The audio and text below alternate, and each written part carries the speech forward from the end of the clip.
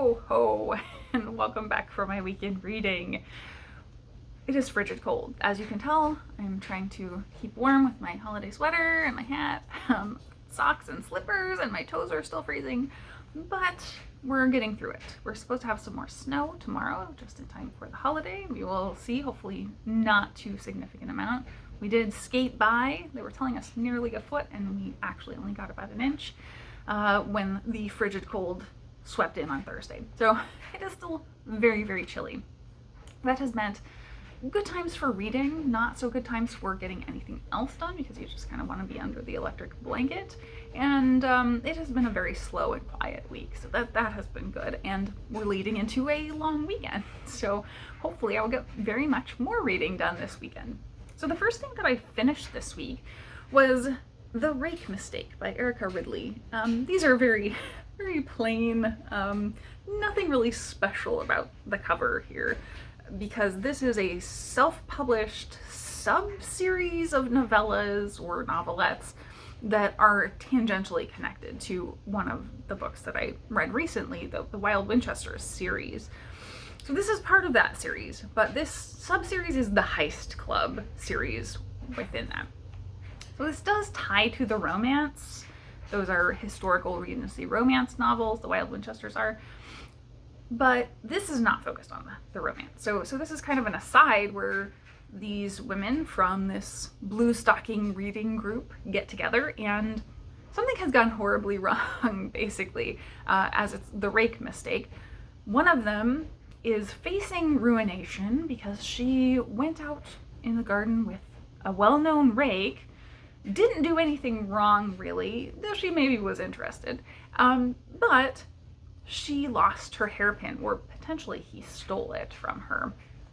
So how does she get that back without ruining herself, basically? Because in order to report it, she has to let people know she was alone with this guy. So that's all big drama, of course. And naturally, the Wild Winchesters are this family of very unconventional people in this time. They were all adopted and trained up as kind of con artists, not in the way of tricking people, but in the way they can get what they want. And sometimes they go on capers, and this is definitely a caper. So these women have to get together and kind of under the leadership of the Winchesters make a plan to figure out how they're gonna recover this lost hairpin, because it is one of a kind. And so if she doesn't have it, it's going to be obvious. And if somehow it comes out that he has it, it may be blackmail material. So that it's a fun, short novella. It's not too memorable, but I had a good time with it. So I think it was overall very middle of the road and a fun read. On audio, I finished up John Green's The Anthropocene Reviewed, and I kind of blazed through this. It was very quick. It's a collection of essays. I mean, they're podcasts or adapted from podcasts, I guess. So they're kind of his accounts or his assessments of these sort of random topics to do with the Anthropocene, which is the current era of humanity affecting everything in the world, basically. And he's taking a look at that, but he discusses from the very beginning that in one of his young careers, he was doing reviews, and he was meant to be a very distanced observer in those cases. And that was kind of the tact he took initially when he started writing these. And that changed very quickly. As soon as he started getting feedback from people, it was, well, the important part is this is about, human impact on the world. You are the human. Like, what is your human assessment of these things? And everybody wants to hear your personal review. And so he's rating things on a 1 to 5 scale. And they are really varied. They're ranging from Piggly Wiggly to sunsets. And many of the topics are framed in the 2020 lockdown. Plague comes up and really talks about that a lot. So I think that is a big impact to this story of him having a certain sentiment in his framing and how he is seeing the world because of that situation. So I think this would have had maybe more of an impact on me had I been reading it during that period, which I feel most people did. That's kind of a big part of why it gained such popularity, because it was so relatable for people. But I think overall the essays were very good. They were informative, and I think as he built on them, they're such random topics. They go all over the place, but we are seeing an internal growth and almost memoir of his life, because we do see him go through mental health struggles, and we see relationships in his life as he goes through this litany of different topics. And so he is building a bigger story here. So I think that's one of the things that I liked about this very much, was that kind of accessible story that feels very memoir, but yet it also has all this nonfiction element of him giving us history about different topics. Halley's Comet, or as I said, the Piggly Wiggly. We're getting a lot of detail about all of these random topics, and he's weaving it together really well. The third thing that I read was The Vanished Birds by Simon Jimenez, and whoa, this was stunning. So many people have told me to pick this up, and finally getting to it, I was like, why did I wait so long? It's crazy that this is a debut. From a craft perspective, it is unbelievable. It's so well executed. It feels, well, so I would say the chapters are fairly long, and each chapter we're changing perspective. There are a couple perspectives we do come back to, but most of them are new perspectives. And every single chapter you change perception, you change tone. It's like a complete shift. So it almost feels like a collection of short stories.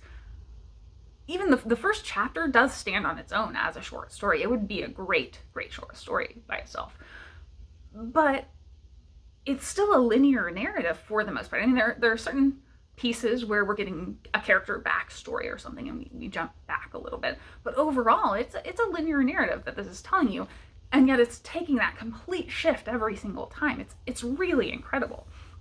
And this is telling us a sweeping sci-fi story that is both kind of expansive, it's spanning planets, but yet it's also quiet.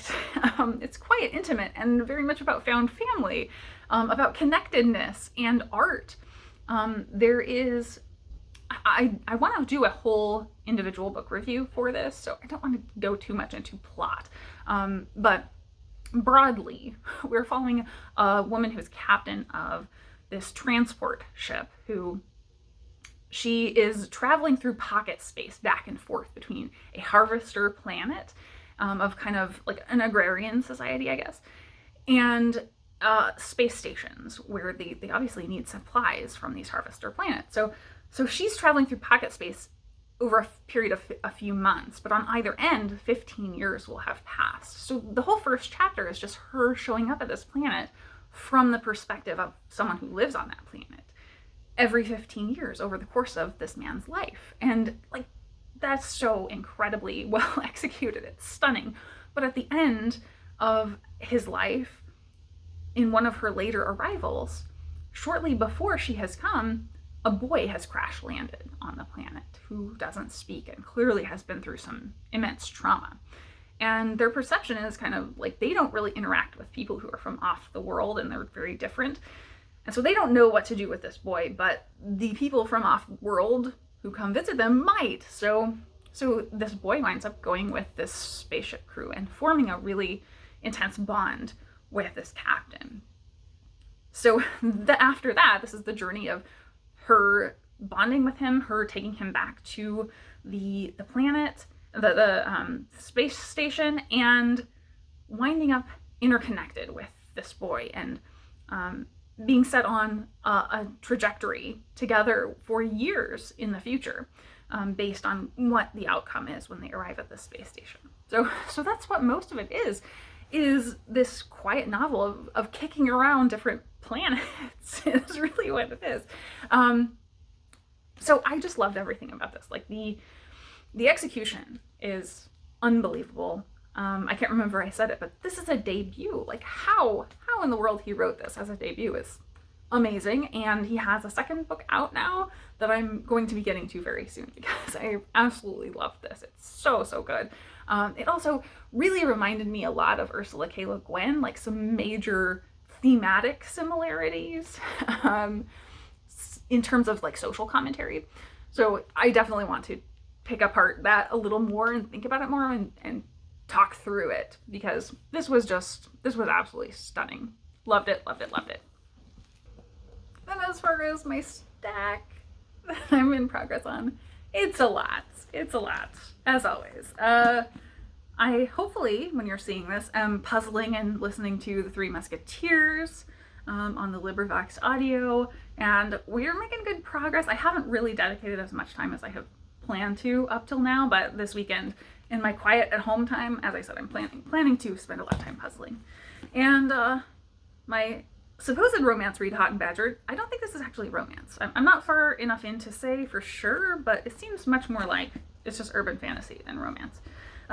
Biblical Literalism, still going. I did pick this up on audio, Things in Jars by Jess because I finished my Anthropocene reviewed, and this is from my TBR shelf, so I wound up blazing through my Libby catalog for audiobooks that are books on my TBR shelf to see what I can get through in the last little bit of the year. So, because I have been spending an awful lot of time out walking the dog when it hasn't been frigid, so the past couple days not so much, but before that, I was, and so I was making sure I grabbed my earphones every time I step outside. And then my big chunky book, we've got Locklands by Robert Jackson Bennett. This is compulsively readable. I did just start it today though. And then what I want to read this weekend, I have not started yet, is Into the Riverlands. This might actually be one, it's teeny tiny, might actually be one to pick up tomorrow before opening presents. I don't know. We'll see. We'll see what I do. And I do have Monday off as well. So for me, it's a 3-day weekend, thankfully. Should be very lovely, although it is supposed to snow tomorrow. So I don't know how much snow we're supposed to get for Christmas. But if it's a lot, I'm not going anywhere. I'm not a fan of driving in the snow, especially not in the city. Nobody can drive when it snows. So that is it for my reading week. My watching week, nothing too exciting. I have not yet started watching any Christmas movies this weekend. It's very early on Saturday, so I do plan on doing that a little bit at least. And I think the only show I picked up this week was Cooking at Any Cost. Very, very fun show. I'm really enjoying it, where they get kind of a set amount of money and they have to bid on their food to cook with. It's kind of absurd amounts where they're getting like a package of food for most things, and then they'll have to bid on like garlic to add to their meal, and they spend $3,000 or something. But then they take home, if they're the winner, whatever they've got left over. So it's one of those kind of incentivized shows to keep them on their toes and being creative by buying the least stuff. So really fun. That is a new one on Netflix, I think, for me. And then recommendations for this week. I just want to recommend some holiday stuff, I think, for this week. Of course, as I've been saying almost every week, Vlogmas has been fabulous. So go check out anybody's Vlogmas videos. I would definitely give props to anybody who has made it through all of Vlogmas, because I've been watching so much Vlogmas content and it's overwhelming how much there is. So there's going to be a massive slowdown, I think, in videos in the next couple days. So I'm still going to be catching up, I'm sure. But the holiday stuff that I'm recommending is not related to that. So the first one is kind of similar to Vlogmas, but it's Hannah's Bookica. And Hannah is just a really wonderful, quiet, peaceful booktuber who really puts a lot of thought into her videos. And so she is doing this Hanukkah, not really themed, but it's following Hanukkah, as she's giving us individual videos for each day of Hanukkah. So I would recommend checking that out. I'll link you the first video down below. And then we have a lovely original poem about Christmas from Charlie Heathcote. And I love his channel as well, of course, but especially I love his wool gathering videos. He just kind of, for the most part, sits somewhere, possibly in his car very often over his lunch break, and rambles on about the day and books and thoughts that he's having. And I really enjoy those kind of long, chill, rambly videos, and he definitely has a focus on those. But in this case, he is also an author tuber. He doesn't talk so much about the author side unless he's announcing a new book, but he did write this lovely, lovely poem for us. So I just wanted to point people over there to check that out.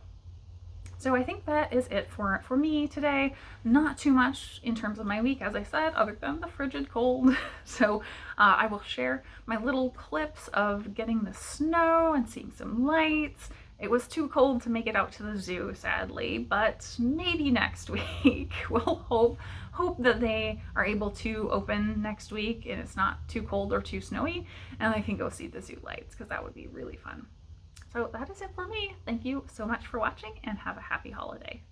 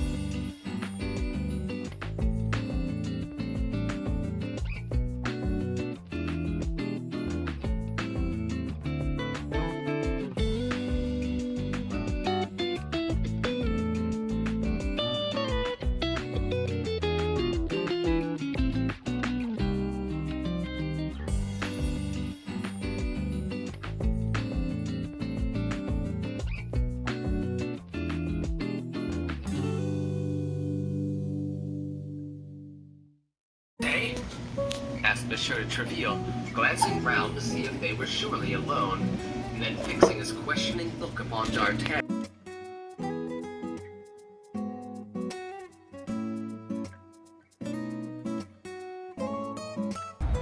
The winter storm blew in.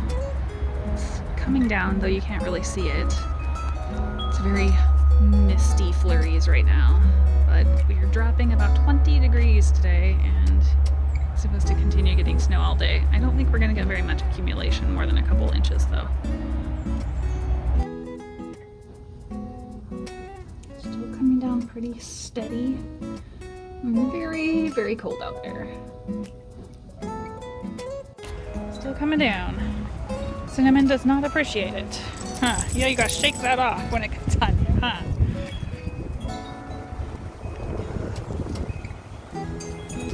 Very icy wind. It has ceased snowing.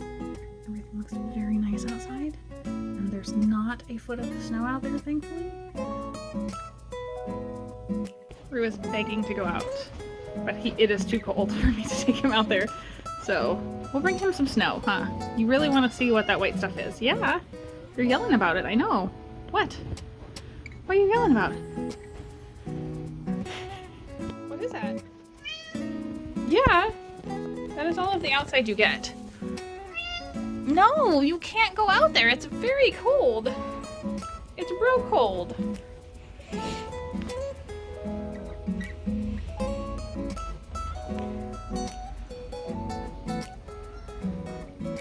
I can assure you, you don't want to.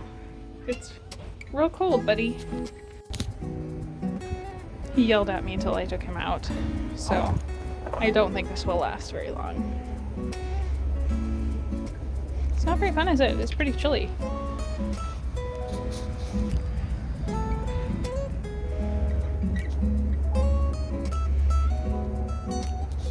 Are you done? You done? Yeah, you're done. See? You ready? Gumbo knows what she's about. Huh. Hi. I want the worms? Oh, is that where the worms come from?